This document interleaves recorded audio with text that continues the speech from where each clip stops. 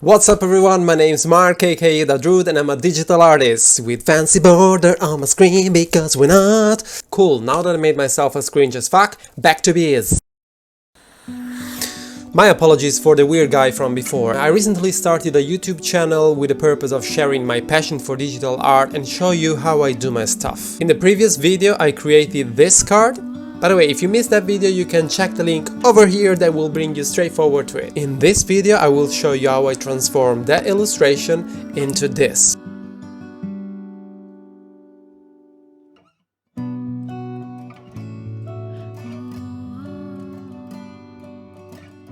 So here's what I thought. If the 22 arcana from the tarot cards can be considered a representation of the story of the Fool across the journey of life, why not create some sort of animated fable illustrated through my cards? If it sounds like an ambitious project, trust me, it is. But I'm stubborn enough to pursue that ambition and deliver you folks a nice animated story eventually, little by little of course. You just have to grant me your trust by following my channel and support me as much as you can. I will definitely feel obliged and motivated to continue my journey, the journey of the Fool. Enough of my logoria and let's jump into the making of. First of all, I want to sincerely apologize if this creative tour will all look a bit messy and confusional, but somehow I also wanted to share what happens in my brain, and maybe in the one of somebody else out there that can relate, when you have an idea but are not immediately sure about how to concretize it, which pipeline of softwares to adopt, which workflow to follow. So here's my messy one. The only thing I knew since the beginning is that I didn't want to create a cartoon. I wanted my animation to be very minimal in order to keep that feeling of watching an illustrated card, which somehow could hide a living world within itself. So I started by opening my illustration in Clip Studio Paint and separated as many layers I needed in order to apply motions to them after.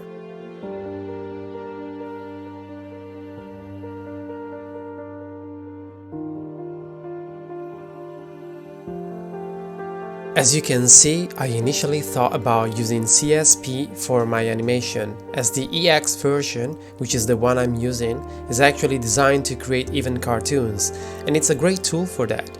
But eventually I realized it was not suitable for the type of sequence I had in my vision. That's why I decided to use another software, which is called Cartoon Animator 4, which allows you to create quickly enough simple animations for your illustrations.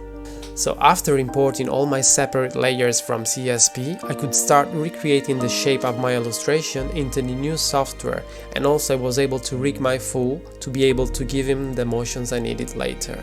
For those who are neophytes with some terms, by rig I meant creating some sort of skeletal structure to associate to my character in order to allow the movement of separate parts of the body, thus transforming a simple illustration into a proper animated asset.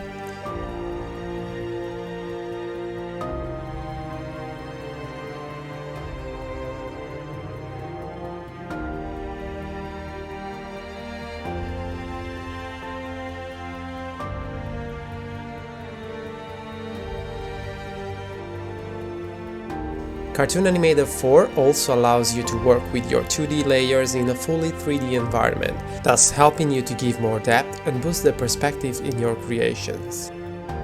And that's when I realized I could have probably done everything directly into one single software, which is a gem for digital creators, and it's unbelievably free and open source. Yes, I'm talking about Blender. As my passion for digital art goes from illustrations to 3D modeling and animation, I spent quite a few months learning how to use Blender and to give life to my visions. I'm still quite a noob, no worries, but I could see the progress within the months.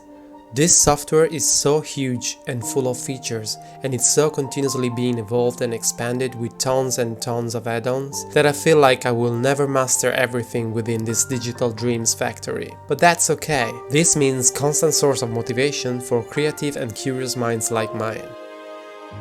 Please, bear in mind that this is not a tutorial about how to use Blender. There's really plenty of good ones on YouTube already. My only purpose is to show you my approach and method used to create the animation you saw at the beginning of this video, hopefully giving you some hints and tips, or even just inspiration for your own future projects.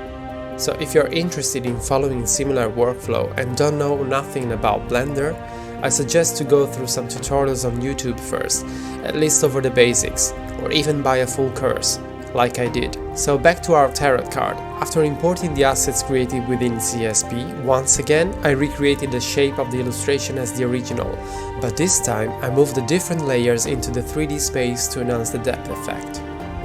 In order to import the animations of the body and the sash of the Fool, which I created with Cartoon Animator 4, I simply made an image as plane object and set the options for image sequences within the shader editor. If you watched my previous video, you might remember when I said that one of the secrets to learn and improve is through trial and error.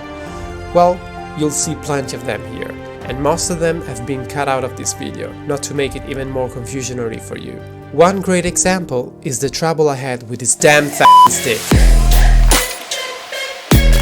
After setting the keyframes for the animation of the stick, the sash and the bundle, which have honestly been quite a pain in the ass, I realized I needed to split the background of my illustration into foreground and background in order to recreate that chasm that separates the two edges of the cliff, as I wanted to fill it with some cool fog effect. I also wanted these two layers to have some bump mapping, which I found awesome to boost even more the depth of the illustration. So I went back to Clip Studio Paint to split the background layer and then used the free image editor online, which is called Photopea, and used it to just create the normal maps I needed for that effect, as unfortunately CSP doesn't have that feature yet, unless I'm mistaken.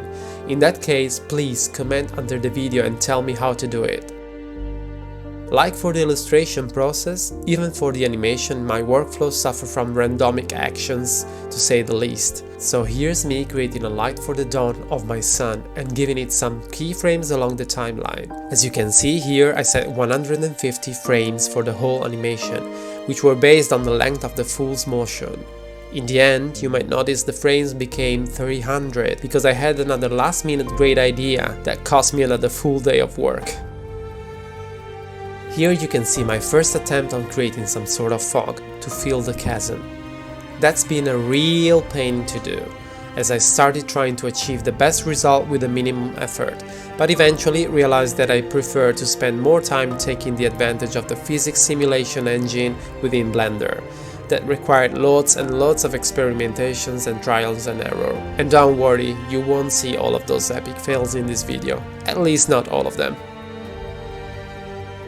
Another cool idea suggested by a friend of mine was to have some petals coming off from the lily flower holding by the Fool. So after creating the image of a single petal on CSP and importing it into Blender, I initially thought about the particle system within the software. But then I realized I liked more the idea of a single petal flying off from the flower as a consequence of the unstable movement of the Fool on the rope and coming out of the illustration toward the camera. So for that effect, the best solution was creating a path for it to follow and animating the petal along that. I also took care of the compositing factor, as I had used some color balance filters when I made the illustration on Clip Studio Paint that I couldn't import together with the separated layers. So I used some simple glare effect for the lights and a color balance node to achieve a result that could be similar to the original illustration. And of course, this eventually got out of hand.